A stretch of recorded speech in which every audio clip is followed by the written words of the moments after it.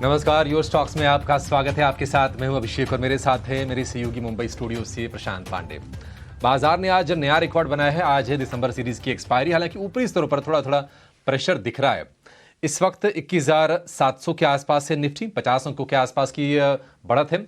लगातार पांचवा सत्र है बाजार में आज तेजी का। निफ्टी बैंक की बात करें तो वहां पर भी ऊपरी स्तरों से थोड़ा सा दबाव जरूर आया है, लेकिन अभी भी 125 अंकों की बढ़त के साथ निफ्टी बैंक कारोबार कर रहा है। आज हम देख रहे हैं कि जो छोटे मझोले शेयर्स हैं वहां कल भी हमने थोड़ी थकावट देखी थी और आज भी वो थकान दिख रही है। लेकिन अगर हम निफ्टी के शेयरों की बात करें तो ऑटो, मेटल, माइनिंग, ये कुछ शेयर्स हैं जो आज निफ्टी को सपोर्ट देने का काम कर रहे हैं। एचडीएफसी बैंक दिग्गज 1700 रुपए का भाव कल पार किया था। आज भी एचडीएफसी बैंक पे रौनक है और 0.25% की बढ़त के साथ आज एचडीएफसी बैंक कारोबार कर रहा है। दूसरी तरफ अगर आप देखेंगे तो निफ्टी में कोई भी ऐसा शेयर नहीं है जहां पर 1% की गिरावट हो। सबसे ज्यादा आयशर कमजोर है, 0.53%, आधे परसेंट के आसपास की कमजोरी आयशर में। लेकिन वायदा बाजार में आज मेटल स्टॉक्स में भरपूर रौनक है। हिंद कॉपर 9.5% ऊपर है, नाल्को 4%, सेल 4%। इसके अलावा कैपिटल गुड्स में बीएचईएल में हम देख रहे हैं कि 3.5% के आसपास की बढ़िया तेजी दिख रही है।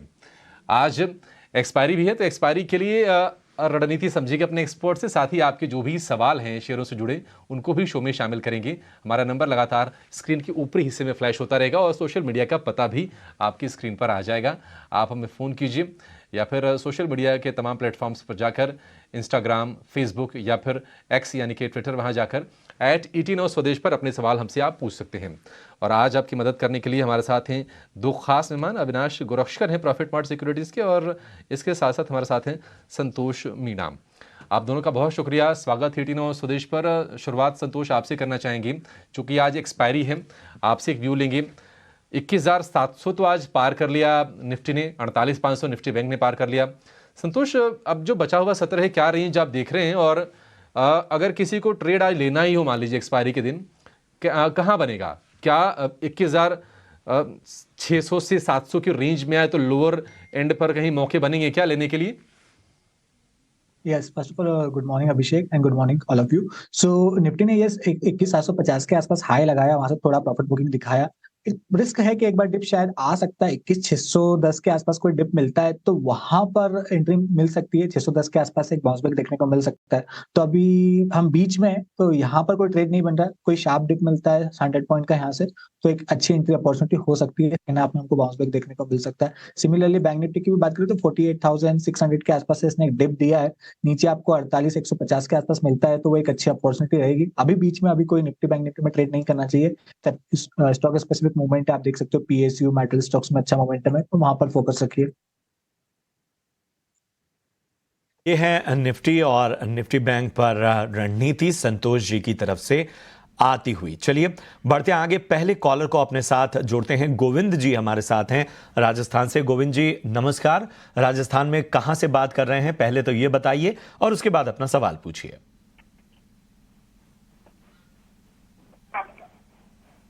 जी गोविंद जी, आवाज आ रही है आपको?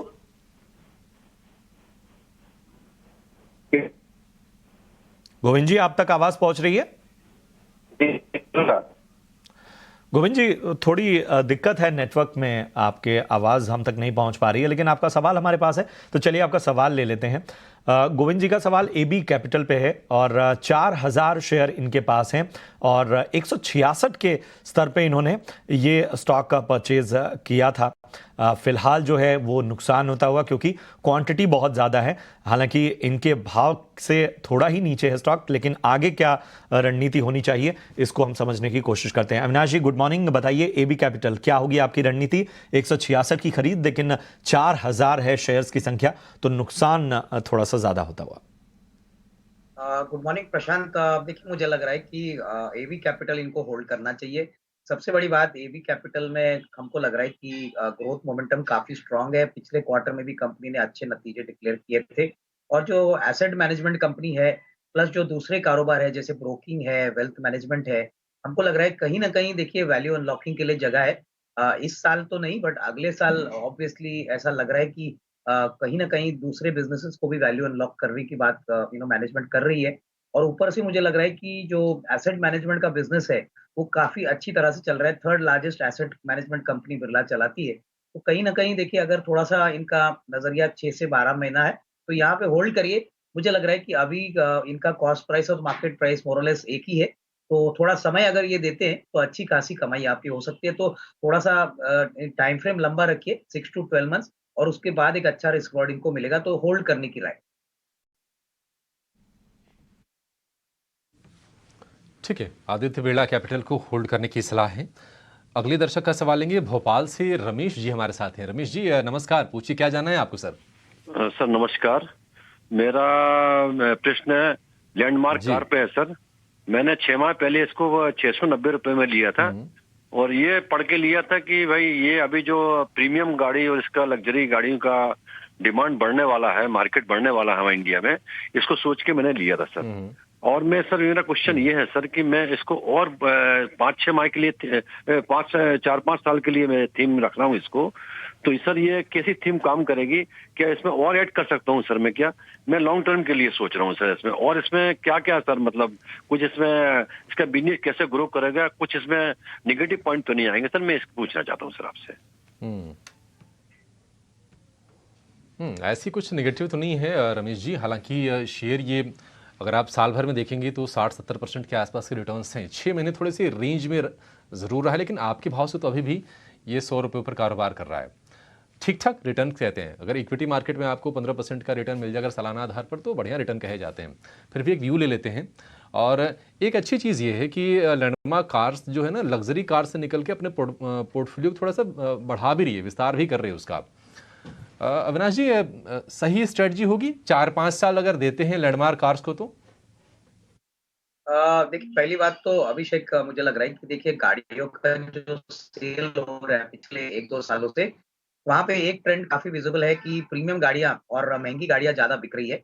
लैंडमार्क कार्स ऐसे ऐसे डीलर है जो मर्सिडीज़ और जो फॉरेन कंपनीज़ है, वहाँ के गाड़ियाँ से बेचते हैं। तो डेफ़िनेटली हमने देखा है कि ये सारी जो लग्ज़री गाड़ियाँ हैं, बहुत ही तेज़ी से इनफैक्ट इनका सेल हो रहा है।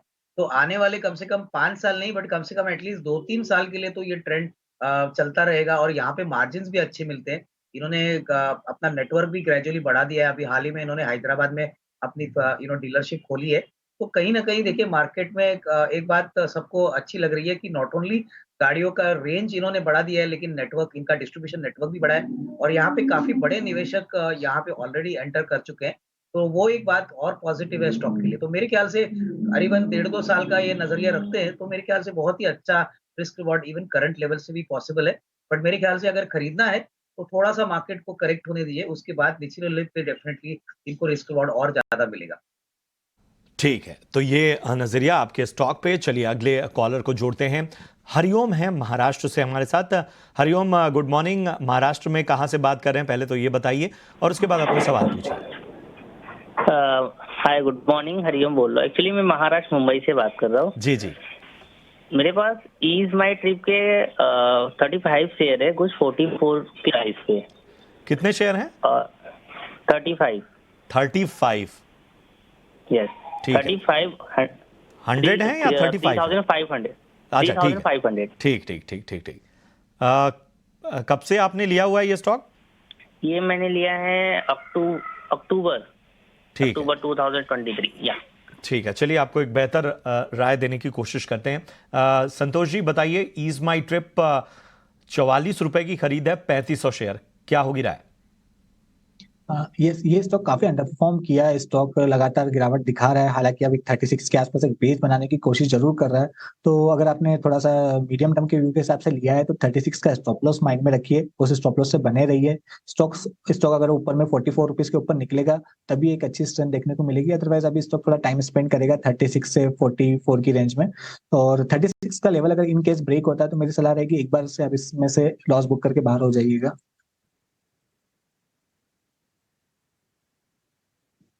इजी ट्रिप, हालांकि प्रमोटर की स्टिक सेल की जब खबर आई थी उसके बाद से ही लगातार ये दायरे में रहा है। 38-39 रुपये के आसपास का भाव है फिलहाल ईज माई ट्रिप के शेयर की। राजस्थान चलेंगे, वहां से जितेंद्र जी हमारे साथ हैं। जितेंद्र जी नमस्कार, पूछिए क्या जानना है आपको सर। हाँ, गुड मॉर्निंग सर। जी हेलो, हाँ सर, मैं ये पूछना चाहता हूँ, मैंने ये रेस्टोरेंट ब्रांड एशिया में लिए थे शेयर पहले।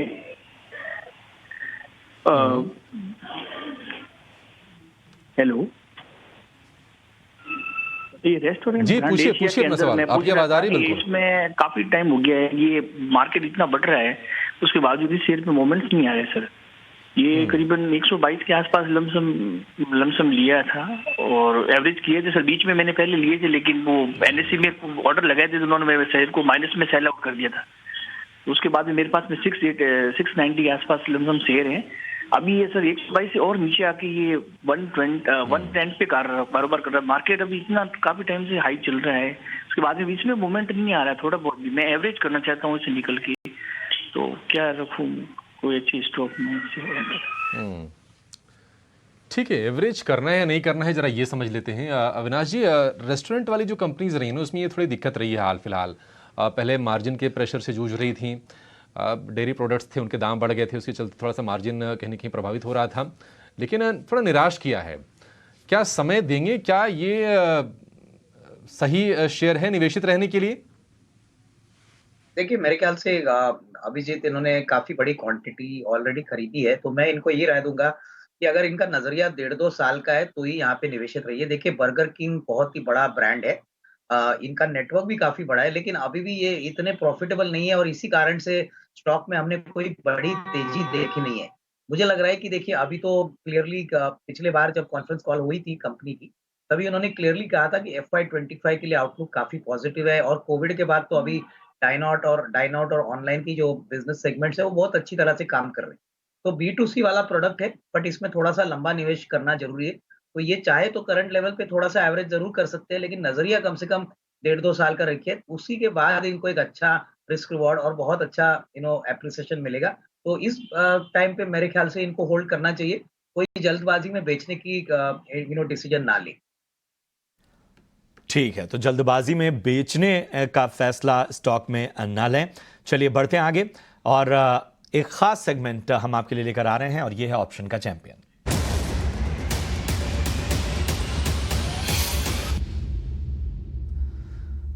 हमारे साथ इस वक्त जुड़ चुके हैं कोटक सिक्योरिटीज के अमोल आठवले साहब। अमोल जी, बताइए आज आपकी ऑप्शन की रणनीति क्या होगी? जी नमस्ते। आई थिंक मुझे एक सन फार्मा का 1300 का जनवरी सीरीज का कॉल ऑप्शन अच्छा लगा है। 21 और 22 के बीच में आप खरीद सकते हैं। टारगेट उसका रहेगा 35 और 40 रुपीज और स्टॉप लॉस उसका रहेगा 14.90। मैक्स प्रॉफिट उसमें हो सकता है 12,600 तक का और मैक्स लॉस उसमें हो सकता है 4270 का। अप ट्रेंड मोमेंटम कंटिन्यूएशन है, नियर टू ब्रेकआउट है। आई थिंक मार्केट अगर पॉजिटिव रहता है तो ये आने वाले दिनों में ये स्टॉक में अच्छा खासा पॉजिटिव मोमेंटम दिख सकता है। जी, आपका इस अहम सलाह के लिए, अहम रणनीति के लिए। सन फार्मा में ऑप्शन की रणनीति, अहम लेवल्स आपको अमोल जी ने सुझा दिए, जो स्क्रीन के एक हिस्से में आप देख भी सकते हैं। लेकिन आपको बता दें कि जो ऑप्शन की दुनिया है उसमें 90% लोगों को नुकसान होता है, तो बहुत सोच समझकर ये आप इसमें निवेश करें। ये सेबी का रिस्क डिस्क्लोजर हम आपके सामने फ्लैश कर रहे हैं। चलिए, इसी के साथ वक्त हो गया एक छोटे से ब्रेक का, फौरन हाजिर होते हैं।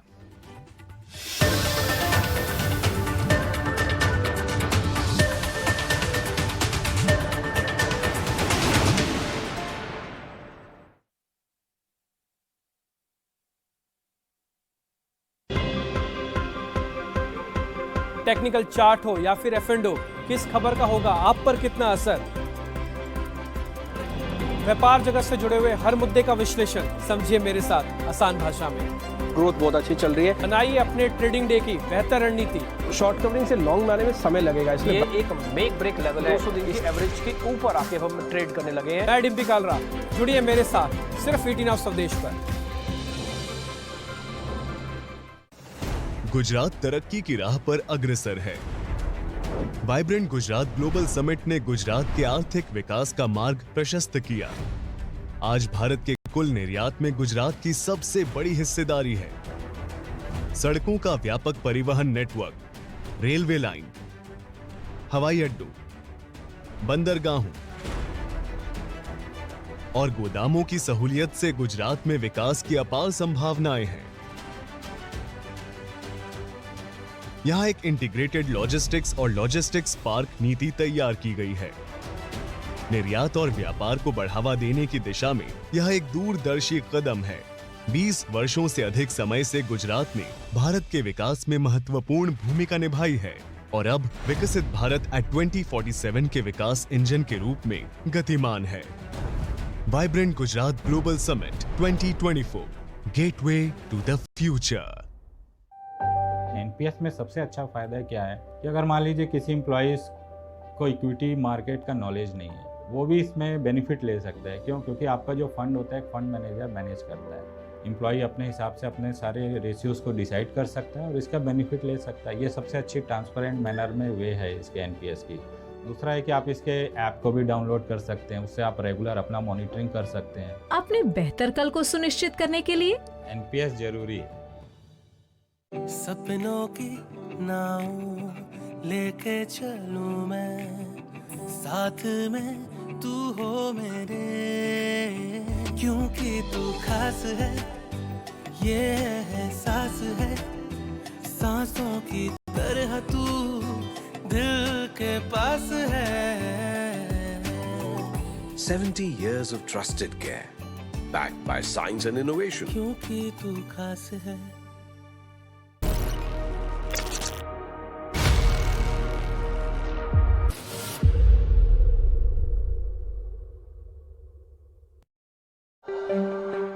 मेरे पास ऑलमोस्ट सभी तरीके के कस्टमर्स आते हैं जो छोटा कारोबार करते हैं, दुकान वाले हैं, हाउसवाइफ्स हैं। तो वो लोग समझते हैं इस चीज़ को कि आज वो वर्किंग हैं, कल को जब वो वर्किंग नहीं रहेंगे तो उस कंडीशन पे उनका क्या होगा। तो इसीलिए रिटायरमेंट प्लान हमें पहले से ही लेना चाहिए कि हम अपने ओल्ड एज पर आकर उस रिटायरमेंट प्लान का फ़ायदा उठा सकें। अपने बेहतर कल को सुनिश्चित करने के लिए एनपीएस ज़रूरी है। द एलटीपी कैलकुलेटर है ऑप्शन चेन एनालिसिस का नंबर 1 टूल, जहां पर आप निफ्टी, बैंक निफ्टी और स्टॉक्स के dot to dot reversals calculate कर सकते हैं। Download the app now.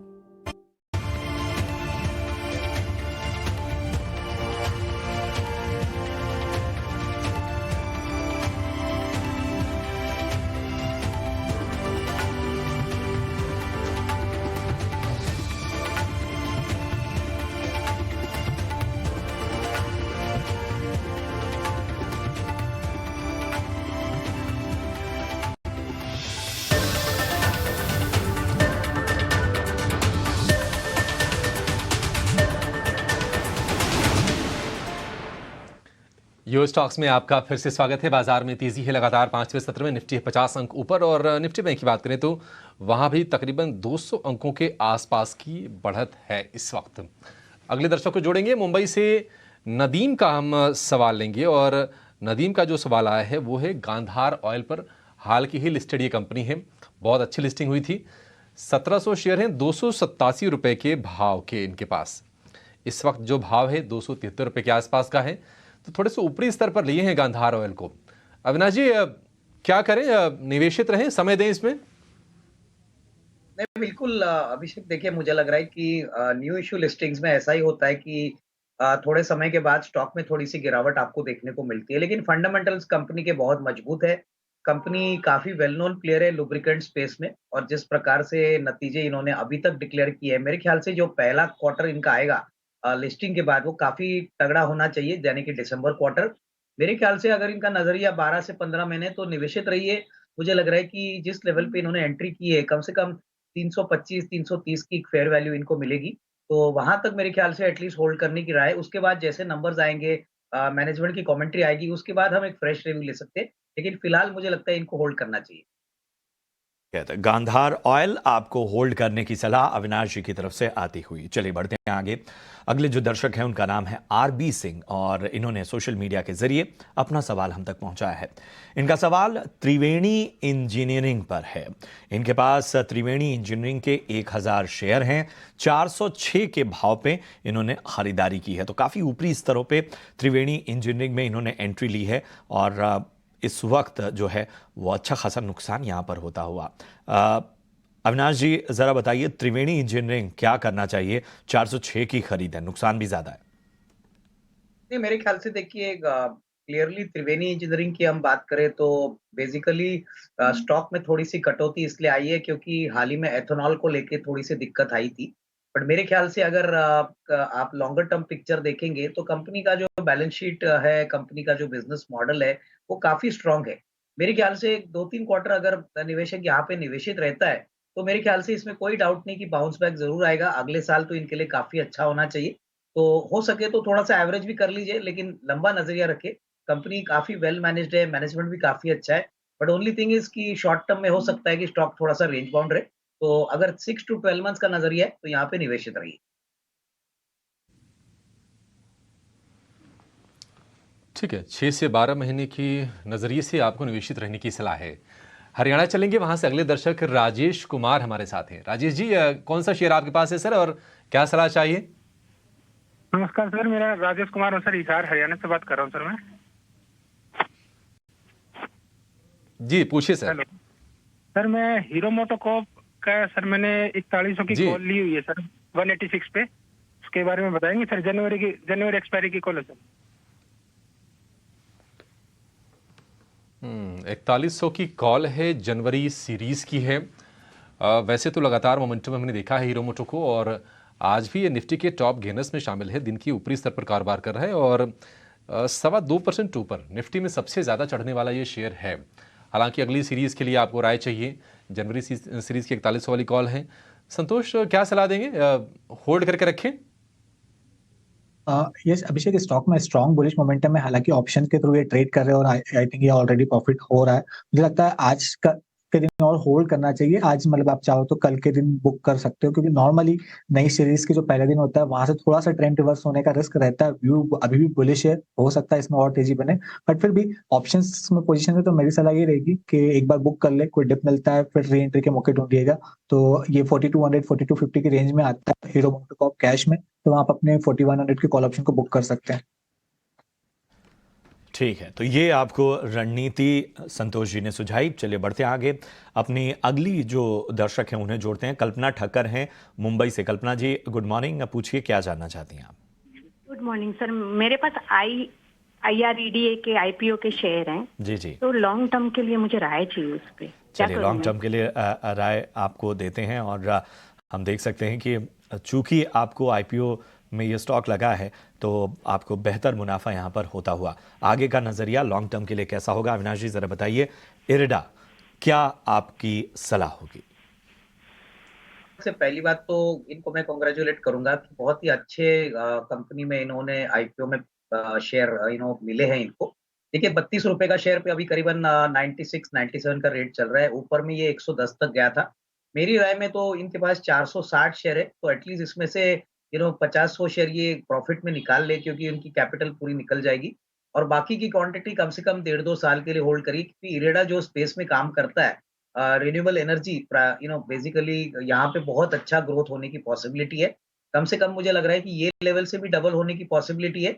लेकिन हाँ, यहाँ पे मुनाफा जरूर बुक कर लीजिए, क्योंकि ऐसे बाजार में जब तक आप पेपर प्रॉफिट्स को कैश फ्लो में नहीं कन्वर्ट करते तब तक कुछ मतलब नहीं होता है। तो यहाँ पे अपना कैपिटल रिकवर कर लीजिए, बैलेंस क्वांटिटी अगले 1.5-2 साल के लिए होल्ड करिए।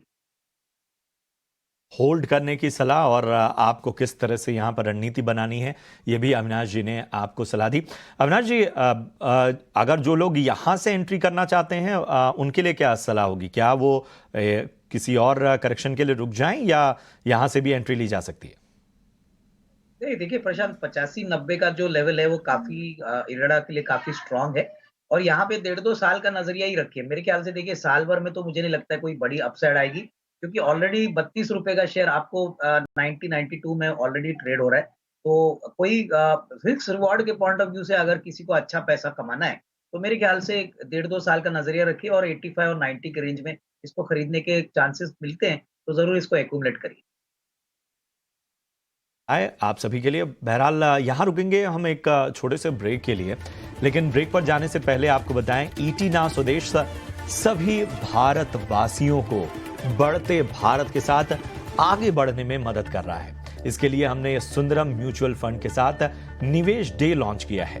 ये मुहिम देश के सभी लोगों को अनुशासित तरीके से लगातार अपने पर्सनल फाइनेंस पोर्टफोलियो को बेहतर बनाने में मदद करेगी। ईटीना स्वदेश और सुंदरम म्यूचुअल के साथ जुड़िए और देखिए कि कैसे म्यूचुअल फंड्स में SIP करके अपने वित्तीय भविष्य को आप मजबूत करें।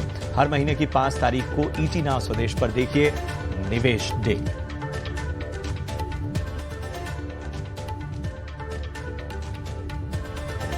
फिर से स्वागत है। सवाल जवाब के सिलसिले को आगे बढ़ाएंगे। 2 खास एक्सपर्ट हमारे साथ हैं, विनाश गोरक्षकर और संतोष मीणा।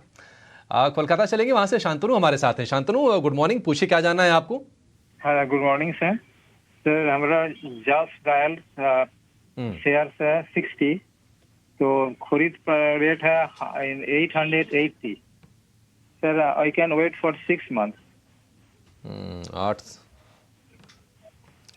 880 की खरीद है और बिल्कुल ये 52 हफ्ते की ऊंचाई भी है जिस डायल के लिए, और वहीं पर शेयर लिया है 799 रुपये पर ये भी ट्रेड कर रहा है। 6 महीने का समय दे सकते हैं। अविनाश जी, 6 महीने में क्या इनके भाव आ जाएंगे? पहला सवाल तो ये।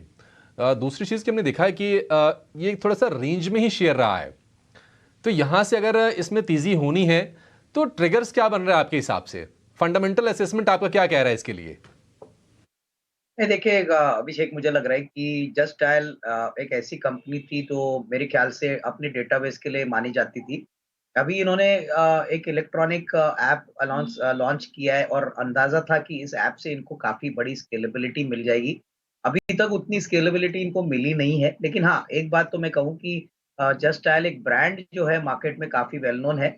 अभी भी लोग इस नाम को अपने सर्चेस के लिए बहुत अच्छी तरह से यूज करते हैं। और सबसे बड़ी बात, कंपनी के बैलेंस शीट की बात करें तो कंपनी बिल्कुल कर्जा मुक्त है, काफी कैश कंपनी के बुक्स पे है। तो यहाँ पे थोड़ा सा लंबा नजरिया रखना बहुत जरूरी है। देखिए, अगर 6 महीने में कोई बड़ा अपसाइड आता है कोई दूसरे कारण से तो बात अलग है, लेकिन फंडामेंटल्स की बात करें तो मुझे लग रहा है कि मार्केट्स वेट कर रहा है कि ये ऐप का अभी स्केलेबिलिटी कितना और बढ़ेगा, इसका बिजनेस में और फाइनेंशियल्स में किस प्रकार से प्रभाव आएगा। तो मेरे ख्याल से कम साल भर का नजरिया रखना चाहिए। उसी के बाद इनको उनके कॉस्ट प्राइस से एक अच्छा रिस्क रिवॉर्ड मिल सकता है। तो फिलहाल के लिए होल्ड करिए, बट 6 महीने का टाइम फ्रेम काफी छोटा है। कम से कम 12 मंथ्स का टाइम फ्रेम ये रखते हैं तो अच्छा रिस्क रिवॉर्ड मिलेगा। ठीक है, तो यहां पर आपको एक बेहतर राय जस्ट डायल पर मिलती हुई। चलिए बढ़ते हैं आगे, अगले कॉलर को जोड़ते हैं अपने साथ। हमारे साथ हरियाणा से शरणपाल सिंह जी हैं। शरणपाल जी नमस्कार, गुड मॉर्निंग। बताइए हरियाणा में कहां से बात कर रहे हैं आप और पूछिए क्या जानना चाहते हैं? सर अंबाला कैंट से बात कर रहा हूँ। जी जी, पूछिए क्या जानना चाहते हैं? सर मेरा सवाल है एनटीपीसी पे। मेरे पास 200 शेयर है एनटीपीसी के 250 की परचेज पे। मैं इसको लंबा होल्ड कर सकता हूँ, तो आपकी राय लेना चाहूंगा सर। एक ठीक है, कोई नजरिया कब तक होल्ड कर सकते हैं आप? सर मैं लंबा होल्ड कर सकता हूँ। ठीक है, चलिए तो लंबी अवधि के लिए अविनाश जी ज़रा बताइए, एनटीपीसी 250 के स्तर पे इन्होंने खरीदारी की है और एनटीपीसी में हाल फिलहाल लगातार जो नज़रिया है, हालांकि अहम लेवल 310 315 का एक अहम लेवल है, लेकिन यहाँ से क्या राय बन रही है आपकी? नहीं, लॉन्गर टर्म के लिए देखिए इन्होंने बहुत ही अच्छा विकल्प सिलेक्ट किया है और पावर जनरेशन थीम बहुत ही स्ट्रांग है। मुझे लग रहा है कि अगले 2-3 सालों के लिए पावर जनरेशन कंपनीज में बहुत अच्छी तेजी आपको देखने को मिलेगी। प्लस एनटीपीसी ने अपनी पावर जनरेशन कैपेसिटी भी एक्सपांड करने की बातें की है। इंक्रीमेंटल कैपेसिटी मुझे लग रहा है अगले साल तक पॉसिबली इनको इसका बेनिफिट मिलेगा। तो मेरे ख्याल से यहाँ पे लंबा टाइम फ्रेम रखिए, 12 से 18 महीने का टाइम फ्रेम अगर ये रखते हैं तो बहुत ही अच्छा रिस्क रिवॉर्ड इनको मिलेगा। मेरे ख्याल से शॉर्ट टर्म नहीं, but slightly medium to long term stock में निवेशित रहना चाहिए।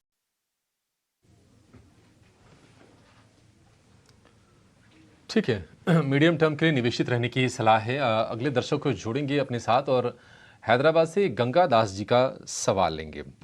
और ये सवाल है इंडिया बुल्स हाउसिंग को लेकर। 4800 शेयर हैं और भाव है 214 रुपए का। संतोष जी आप बताइए क्या करना है इंडिया बुल्स हाउसिंग में? क्या होल्ड करें शेयर को? टेक्निकल इसमें ब्रेकआउट तो अच्छा आया, बट फिर भी रिस्क बन रहा है वापस से प्रेशर आने का। तो मैं सलाह यही दूं कि आप स्टॉप लॉस अपना मेंटेन करें। अगर ये स्टॉक 200 रुपए के नीचे फिसलता है तो वापस एक बार एग्जिट करिएगा, क्योंकि फिर स्टॉक में शायद गिरावट आ जाएगी। आपको 160-65 की रेंज में फिर से री एंट्री का मौका मिल सकता है। आपके स्टॉक पे अहम राय संतोष जी ने आपको दी। बढ़ते हैं आगे। आशीष अरोड़ा हैं अहमदाबाद से और इन्होंने अपना सवाल सोशल मीडिया के जरिए हम तक पहुंचाया है। सोलार इंडस्ट्रीज के इनके पास 13 शेयर हैं। 2750 के भाव पे इन्होंने स्टॉक में एंट्री की है। बहुत अच्छे लेवल पे एंट्री की है और इस वक्त अच्छा मुनाफा भी इनको होता हुआ आगे जो है। हमने पावर जनरेशन कंपनियों पे तो बात कर ली। सोलर जो सेक्टर है जो कि एक वैकल्पिक पावर सेक्टर है, वहां पर किस तरह का नजरिया बन रहा है? अविनाश जी बताइए। सोलार इंडस्ट्रीज 2750 की खरीद, लेवल तो अच्छे हैं। नहीं बिल्कुल, देखिए इनकी क्वांटिटी थोड़ी कम है, लेकिन फिर भी इन्होंने जिस प्राइस पे स्टॉक को एंटर किया है, मैं यही कहूंगा कि अगले 1.5-2 साल के लिए अगर ये निवेशित रहते हैं तो यहाँ से भी बहुत अच्छी तेजी आएगी। पहली बात तो सोलर इंडस्ट्रीज एक्सप्लोसिव्स में मार्केट लीडर है और काफी बड़े कस्टमर्स इनके रेगुलरली इनसे प्रोडक्ट्स खरीदते हैं और जिस प्रकार का इनका बिजनेस मॉडल है, मुझे नहीं लगता है कि कोई दूसरी कंपनी इनके आसपास भी आएगी। तो नजरिया अगर आपका कम से कम 1.5-2 साल का है तो यहाँ से भी अच्छी खासी कमाई होने का पॉसिबिलिटी है। इनको अगर पैसों की जरूरत नहीं है तो मैं समझता हूँ कि इनको होल्ड करना चाहिए। बहुत ही अच्छा विकल्प है और ऐसे मार्केट में एक मैं समझता हूँ कि ऐसे स्टॉक्स ज्यादातर पोर्टफोलियो स्टॉक्स माने जाते हैं। तो ये 1.5-2 साल के नजरिए से रखते हैं तो बहुत ही अच्छा रिस्क रिवॉर्ड इनको मिलेगा, तो होल्ड करने की राय। ठीक है, सोलार इंडस्ट्रीज को होल्ड करने की सलाह है। अगला सवाल लेंगे शिवदास पॉल का जमशेदपुर से और इनके पास है कोचिन शिपयार्ड के शेयर 1212 रुपए के भाव पर। अविनाश जी इस पर सलाह आपसे ही लेंगे। और अगला एक और शेयर इनके पास है BEL का। हाल फिलहाल हमने इसमें भी तेजी देखी है।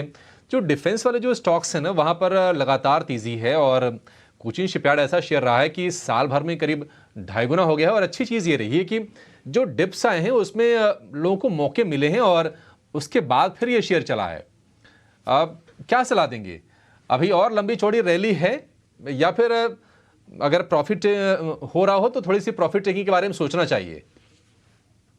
नहीं, मेरे ख्याल से देखिए अगर डिफेंस कंपनीज की बात करें तो डिफेंस एक मल्टी ईयर थीम है और मुझे लग रहा है कि अगले साल की बजट में भी गवर्नमेंट जो मेक इन इंडिया का जो प्रोग्राम है उसमें और एग्रेसिवली कोई नई और प्रोडक्ट्स अनाउंस करेंगे। डिफेंस में अगर आपको मेरे ख्याल से बड़ा पैसा बनाना है तो आपको कम से कम 1.5-2 साल का नजरिया लेके ही काम करना है, क्योंकि अगर हम कोचिन शिपयार्ड की पहले बात करें तो करीबन 4000 करोड़ के ऑर्डर्स है।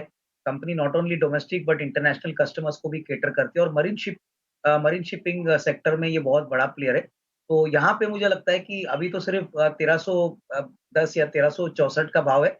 यहाँ से भी अच्छी खासी अपसाइड तब मिलेगी जब ये थोड़ा सा और टाइम इस पे स्पेंड करें। और रही बात भारत इलेक्ट्रॉनिक्स भी, तो आपने देखा होगा यही साल में करीबन 3,500-4 हजार करोड़ के नए ऑर्डर्स मिले हैं। एवियोनिक्स में और इलेक्ट्रॉनिक्स में भारत इलेक्ट्रॉनिक्स का जो प्रेजेंस है वो बहुत ही स्ट्रांग है।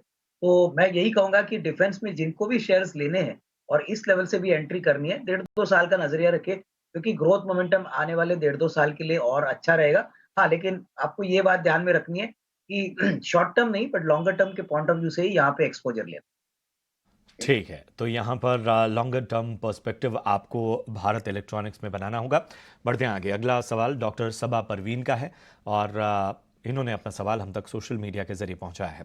एडलवाइज फाइनेंस के इनके पास 2000 शेयर हैं। 80 रुपए के भाव पे इन्होंने स्टॉक में एंट्री ली है। संतोष जी बताइए क्या राय होगी सबा जी को?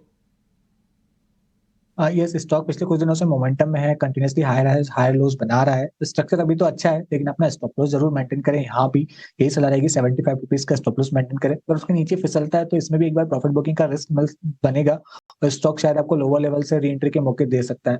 तो keep a stop loss of 75। अगर 75 ब्रेक होता है, स्टॉक करेक्ट होता है नीचे, तो आप फिर 60 रुपीज के अंदर री एंट्री का मौके ढूंढ सकते हो। ठीक है, एडलवाइज फाइनेंशियल को लेकर ये व्यू संतोष जी की तरफ से। आगे बढ़ेंगे, लुधियाना से मोहित का सवाल लेंगे और इनके पास है कैंपस एक्टिववेयर के 300 शेयर 284 रुपए के भाव पर। इसका भाव लेकर आएंगे। कैंपस एक्टिव में दिक्कत ये रही कि बाकी अगर हम फुटवेयर स्टॉक्स को देखेंगे तो उसके मुकाबले थोड़ा सा ये कम चला है, शेयर उतनी रफ्तार दिखाई नहीं है। अविनाश जी, कैंपस एक्टिव इनका खरीद भाव है 284 और इस वक्त 279 पर फिलहाल ये ट्रेड कर रहा है। क्या सलाह देंगे आप? देखिए, कैंपस एक्टिववेयर कंट्री का सबसे बड़ा स्पोर्ट्स वेयर शू वाली कंपनी है और देखिए मुझे लग रहा है मुझे याद है जब पब्लिक इशू हुआ था तभी मैनेजमेंट काफी कॉन्फिडेंट था, लेकिन पिछले 1-2 क्वार्टर से परफॉर्मेंस में थोड़ी-सी ढीलापन आ चुका है, मार्जिन्स थोड़े से प्रेशर में है। लेकिन मैं ये एक बात बता दूँ कि इनका जो मार्केट शेयर है स्पोर्ट्सवेयर सेगमेंट में, स्पेसिफिकली डोमेस्टिक मार्केट में, वो सबसे बड़ा है और ये ट्रेंड अभी यंगर जनरेशन के साथ काफ़ी बढ़ रहा है। तो मेरे ख्याल से थोड़ा-सा टाइम अगर ये निवेशक इसमें स्पेंड करते हैं, अगर 12 से 15 महीना, तो मुझे लगता है कहीं न कहीं इसका वॉल्यूम एक्सपेंशन और मार्जिन एक्सपेंशन ज़रूर आएगा। तो थोड़ा-सा सब्र रखने की बात है। मेरे ख्याल से अभी तो स्टॉक अंडर परफॉर्म कर रहा है, लेकिन अगर ये 12 से 15 महीने की बात करें, तो FY 25 should be a much better year compare to last year. तो होल्ड करने की राय है। अभी फिलहाल मुझे नहीं लगता है इनको लॉस में अपनी पोज़ीशंस काट लीजिए। ठीक है, तो ये एक बेहतर रणनीति आपके स्टॉक पे इस वक्त नजर आती हुई अविनाश जी की तरफ से। बढ़ते आगे, राजेंद्र गुप्ता हैं दिल्ली से और इन्होंने अपना सवाल हम तक पहुंचाया है। सफारी इंडस्ट्रीज के इनके पास 60 शेयर हैं। 2150 के भाव पे इन्होंने सफारी इंडस्ट्रीज में एंट्री ली है। फिलहाल नुकसान होता हुआ अविनाश जी आप ही बताइए क्या करना चाहिए सफारी इंडस्ट्रीज में? थोड़े से ऊपरी लेवल पे इन्होंने खरीदारी की है। देखिए कंपनी तो बहुत ही बढ़िया है, लेकिन इन्होंने थोड़े से ऊपरी लेवल पे ये स्टॉक खरीदा है। देखिए लगेज सेक्टर में गिन चुन के 2-3 प्लेयर है, जैसे कि वीआईपी है, सफारी है और ट्रैवल और हॉस्पिटैलिटी सेगमेंट जिस तरह से बढ़ रहा है, डेफिनेटली लगेज रिलेटेड जो भी स्टॉक्स है वो काफ़ी अच्छी तरह से बढ़ेंगे। देखिए यहाँ पे मैं यही कहूँगा कि अगर इनका नज़रिया 1.5-2 साल का है, तो यहाँ पे निवेशित रहिए, लॉस में मत बुक करिए क्योंकि कंपनी बहुत अच्छी है। इन्होंने गलती से थोड़े से ऊपरी लेवल पे ये शेयर ज़रूर खरीदा है। अगर थोड़ा-सा टाइम फ्रेम ये लंबा रख सकते हैं, तो इसमें पैसा ज़रूर बनेगा। बट हाँ, मेरे ख्याल से शॉर्ट टर्म में कोई बड़ी अपसाइड एक्सपेक्ट मत करिए। 1.5-2 साल का टाइम फ्रेम को लेके थोड़ा-सा ये एवरेज भी करे, तो भी अच्छा पैसा बनेगा, बट 1.5-2 साल टाइम फ्रेम रखना ज़रूरी है। ठीक है, 1.5 से 2 साल का नज़रिया रखेंगे तो सफारी इंडस्ट्रीज़ में आपको मुनाफा हो सकता है। अरुणेश दुबे का सवाल लेंगे। इनका जो शेयर है वो है बजाज हिंदुस्तान, शुगर सेक्टर वाली कंपनी है। 35 शेयर हैं 30 रुपए के भाव पर, तो बहुत ज़्यादा क्वांटिटी नहीं है और ये बजाज हिंदुस्तान इनके भाव के आसपास ही है, मतलब इनके भाव से करीब 2 रुपए नीचे ये कारोबार कर रहा है। संतोष, अगर हम इस पूरे साल को 2 हाफ में बांट ले तो सेकेंड हाफ जो रहा है बहुत अच्छा रहा है बजाज हिंदुस्तान के लिए भी और तमाम जो शुगर स्टॉक से बाकी। बजाज हिंदुस्तान क्या लग रहा है आपको, यहाँ से इसके चार्ट्स क्या संकेत दे रहे हैं? यस वैसे इस स्टॉक में हमने एक बहुत अच्छा मोमेंटम देखा था। हालांकि नवंबर के बाद से स्टॉक में करेक्शन आया, कुछ नेगेटिव न्यूज भी आई थी, तो अभी स्ट्रक्चर तो स्टिल अभी भी इंटैक्ट है बुलिश वाला। बट अगर थोड़ा सा शॉर्ट टर्म का नजरिया है तो 26 रुपए का मैं एक स्टॉप लॉस जरूर सजेस्ट करूंगा। वो एक स्टॉप लॉस मेंटेन करके रख सकते हैं, क्योंकि अगर 26 के नीचे फिसलता है तो हो सकता है स्टॉक कुछ समय के लिए प्रेशर में रहे या साइडवेज हो जाए। लेकिन अगर ये 26 का लेवल मेंटेन करने में कामयाब हो जाता है तो फिर से हमको स्टॉक में मोमेंटम देखने को मिल सकता है 35-36 रुपए की ओर।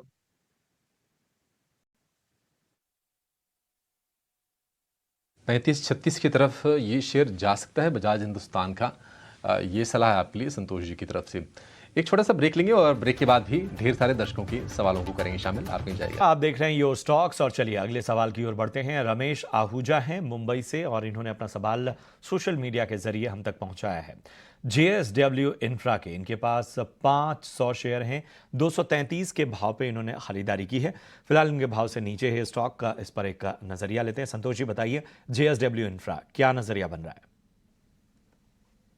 जी अभिषेक, ये हाल ही की लिस्टेड कंपनी है बट फंडामेंटल स्ट्रांग है। रिसेंटली अभी कुछ न्यूज आई थी सज्जन जिंदल के ऊपर कुछ एलिगेशंस लगे, तो उसके बाद से स्टॉक थोड़ा सा अंडर प्रेशर में है। लेकिन अगर इनका लॉन्ग टर्म का नजरिया है तो स्टॉक को होल्ड रखना चाहिए। शॉर्ट टर्म का नजरिया है तो आप चाहो तो स्टॉप लॉस मेंटेन करके रख सकते हो, जो रिसेंटली इसने स्विंग लो लगाया था 205 रुपए का। अदरवाइज स्टॉक थोड़ा सा लंबा नजरिया रख के होल्ड कीजिए, आपको लंबे समय में प्रॉफिट मिल सकता है। ठीक है, नज़रिया थोड़ा सा लंबा रखना है और इसमें निवेशित रहना है JSW इंफ्रा में। ये सलाह संतोष जी की तरफ से। अगले दर्शक का सवाल लेंगे और ये सवाल आया है उत्तर प्रदेश से कमला प्रसाद जी का। पॉलीप्लेक्स के 20 शेयर हैं 1395 रुपये के भाव पर। अविनाश जी, पॉलीप्लेक्स के लिए ये साल जो है ना ये ठीक नहीं रहा है, मतलब 30% के आसपास शेयर टूटा है और दिक्कत वाली चीज़ ये रही कि नतीजे जो आए हैं वो भी सपोर्ट नहीं कर पाए हैं, वहाँ से भी निराशा ही हासिल हुई है। अब आखिर प्रॉब्लम क्या है सर, और क्या इस पे रणनीति क्या होनी चाहिए अभी? देखिए मेरे ख्याल से पिछले 1 साल से पॉलीप्लेक्स में नंबर्स बहुत वीक दिखा है इसका एकमात्र कारण है कि ओवरऑल जो पैकेजिंग मार्केट है वहाँ पे सप्लाई प्रेशर बहुत है। रॉ मटेरियल की कीमतें स्पेसिफिकली क्रूड ऑयल की कीमतें भी काफ़ी बढ़ी थी। लेकिन मुझे लग रहा है कि आने वाला साल दैट इज़ FY 25 के लिए अगर हम देखें, तो एक तो क्रूड के प्राइसेज़ अभी $75-80 में स्टेबलाइज़ हो चुके हैं। पैकेजिंग डिमांड भी बढ़ रही है और जिस प्रकार से अभी FMCG सेक्टर के लिए रूरल मार्केट में से डिमांड बढ़ने की पॉसिबिलिटी लग रही है, डेफिनिटली जो पैकेजिंग कंपनी है उनके लिए आउटलुक काफ़ी पॉजिटिव है। तो मैं समझता हूँ कि देखिए इन्होंने 20 शेयर खरीदे हैं 1390 में। अगर नज़रिया इनका 12 से 15 महीने है तो अभी फिलहाल लॉस में मत बुक करिए। थोड़ा-सा समय वेट करिए। मुझे लगता है कि अगले साल के हिसाब से डेफिनिटली अगर वॉल्यूम ग्रोथ बढ़ता है, रॉ मटेरियल की कीमतें कंट्रोल में रहती है, तो पॉलीप्लेक्स को बाउंस बैक होने में कोई दिक्कत नहीं रहेगी। हालाँकि थोड़े से अंडर परफॉर्मेंस और 1 आध क्वार्टर ये फेस करना पड़े, बट अगले साल अच्छा रहेगा। तो होल्ड करिए और थोड़ा-सा समय यहाँ पे देने की कोशिश करिए। ठीक है, तो यहाँ पर होल्ड करने की सलाह, थोड़ा समय आपको यहाँ पर देना पड़ेगा। चलिए बढ़ते हैं आगे। जीशान ने अपना सवाल हम तक पहुंचाया है। जिंदल स्टील पर जीशान का सवाल है। 20 शेयर है, 140 के भाव पे यहाँ पर इन्होंने एंट्री ली है और यहाँ पर अच्छा मुनाफा इनको होता हुआ। चलिए आगे समझने की कोशिश करते हैं कि आगे यहाँ से स्टॉक जो है वो कैसा जा सकता है। हालांकि हम देख रहे हैं कि मेटल शेयरों में चमक भी बरकरार है। संतोष जी, जिंदल स्टील क्या राय बन रही है आपकी? ये अभिषेक, इसका स्ट्रक्चर काफी अच्छा है। स्टॉक अपने 20 मूविंग एवरेज से बाउंस बैक किया है, तो मुझे 700 रुपए अब इसको एक स्ट्रॉन्ग सपोर्ट की तरह काम करेगा। ऊपर में एक थोड़ा रेजिस्टेंस जरूर है 760 770 के आसपास, लेकिन 770 क्रॉस करता है तो 850 900 रुपए तक की भी तेजी देखने को मिल सकती है। तो थोड़ा शॉर्ट टर्म का भी नजरिया है तो होल्ड रख सकते हैं स्टॉप लॉस के साथ, लेकिन लॉन्ग टर्म का नजरिया है तो रखिए। स्टॉक में मोमेंटम अच्छा है और भी बड़े लेवल देखने को मिल सकते हैं। ठीक है, जिंदल स्टील एंड पावर को लेकर ये व्यू 1% की आसपास की तेजी पर शुरुआत हुई थी, थोड़ा सा नीचे आकर ये शेयर कारोबार कर रहा है। नासिक से किशोर का सवाल लेंगे और इनका जो सवाल है वो है IRFC को लेकर। 1350 शेयर हैं 49 रुपए के भाव पर। अविनाश जी, रेलवे जो स्टॉक्स रहे हैं, कमाल की हमने तेज़ी देखी इस साल में। IRFC की बात करें तो एक तरह से मोनोपोली है, रेलवे की फाइनेंसिंग कामें करती है। और अभी कल परसों खबर आ रही थी कि अगले साल में 50,000 किलोमीटर की रेल लाइन बिछाई जाएगी। तो आगे सरकार का पुश भी है, ये स्टॉक्स चल भी रहे हैं और कहीं ना कहीं प्राइवेट सेक्टर से भी काफ़ी ज़्यादा डिमांड आ रही है। आप किस तरह से देख रहे हैं IRFC के लिए अगला 1 या 2 साल? नहीं, बिल्कुल अभिषेक, आपने सही कहा कि देखिए रेलवे का जो बजट आएगा इसमें उम्मीद है कि इंटरिम बजट होने के बावजूद जो कैपिटल आउटले रेलवे के लिए अनाउंस किया जाएगा वो काफी इंक्रीज वाला और तगड़ा बजट होगा। तो IRFC एक ऐसी कंपनी है जो सिर्फ रेलवेज को केटर करती है, रेलवेज ही उनका एकमात्र कस्टमर है और करीबन 40% जो कैपेक्स रेलवे करता है वो IRFC से फंड होता है। तो मुझे लगता है कि देखिए अभी ऑलरेडी इन्होंने अच्छा प्रॉफिट तो कमा लिया है, इनकी क्वांटिटी भी काफी अच्छी है। मेरे ख्याल से और 2-3 महीना अगर ये वेट करते हैं तो मेरे ख्याल से डेफिनेटली जब रेलवे बजट अनाउंस होगा, यानी कि नॉर्मल यूनियन बजट के टाइम पे, तभी डेफिनेटली इसमें और थोड़ी सी तेजी होने का पॉसिबिलिटी लग रही है। स्टॉक अभी कंसोलिडेट हो रहा है, बट मेरे ख्याल से ये न्यूज़ फ्लो आने के बाद इसमें अच्छी शॉर्ट टू मीडियम टर्म तेजी बन सकती है। तो फिलहाल के लिए मेरे ख्याल से यहाँ पे होल्ड करें। इनको अगर पैसों की जरूरत नहीं है तो यहाँ पे होल्ड करना जरूरी है। अगले 12 से 15 महीने का आउटलुक तो पॉजिटिव ही लग रहा है। ठीक है, तो यहाँ पर जो नज़रिया है बहुत सकारात्मक और आगे का नज़रिया भी आपको दे दिया गया है। बढ़ते आगे, सूरज हैं कर्नाटक से, उन्होंने अपना सवाल हम तक सोशल मीडिया के जरिए पहुँचाया है। लक्ष्मी ऑर्गेनिक्स के इनके पास 150 शेयर और इनकी खरीद 458 रुपये की है। फिलहाल जो है इनके स्टॉक, इनके भाव से काफ़ी नीचे हो चुका है ये स्टॉक का लक्ष्मी ऑर्गेनिक। तो अविनाश जी, आप ही बताइए, लक्ष्मी ऑर्गेनिक्स क्या नज़रिया बन रहा है? लगभग 300 के करीब है स्टॉक, 290-91 के भाव पे है और इनकी खरीद 458 की है। देखिए, मुझे लग रहा है कि लक्ष्मी ऑर्गेनिक में अगर इनको पैसा बनाना है तो जरूरी है कि थोड़ा सा ये एवरेज करें, क्योंकि लॉन्गर टर्म प्रोस्पेक्ट्स तो डेफिनेटली इस कंपनी के काफी अच्छे हैं। अभी केमिकल कंपनीज की हम बात करें तो सारे केमिकल कंपनीज में थोड़ा सा बाउंस बैक हमको दिख रहा है।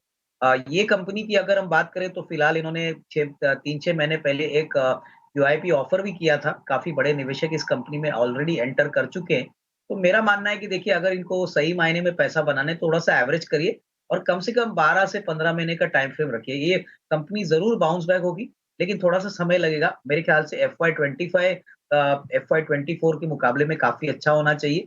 मैनेजमेंट कमेंट्री भी काफी पॉजिटिव है, बट अनलेस ये एवरेज ना करे तब तक मेरे ख्याल से इनका जो बाइंग प्राइस है वो काफी ऊपरी लेवल का है। तो टाइम फ्रेम 12 से 15 महीने रखें, यहाँ पे होल्ड करने की राय। तो आपको होल्ड करने की सलाह, टाइम फ्रेम जो है वो 12 से 15 महीने। बहुत बहुत शुक्रिया करेंगे अविनाश जी, और इसके साथ ही संतोष जी, आपका भी बहुत बहुत धन्यवाद शो में जुड़ने के लिए, अहम सलाह देने के लिए। फिलहाल मेरे साथ इस शो में इतना ही, लेकिन यहाँ आपको एक विशेष जानकारी दे दें कि हाल ही में एक कार्यक्रम में सेंचुरी प्लाई बोर्ड्स ने आंध्र प्रदेश के YSR कडप्पा जिले के बडवेल में सबसे बड़े लकड़ी पैनल मैन्युफैक्चरिंग प्लांट का भव्य उद्घाटन किया। इस कार्यक्रम के दौरान आंध्र प्रदेश के मुख्यमंत्री YS जगन मोहन रेड्डी मौजूद थे। ये खास रिपोर्ट देखिए।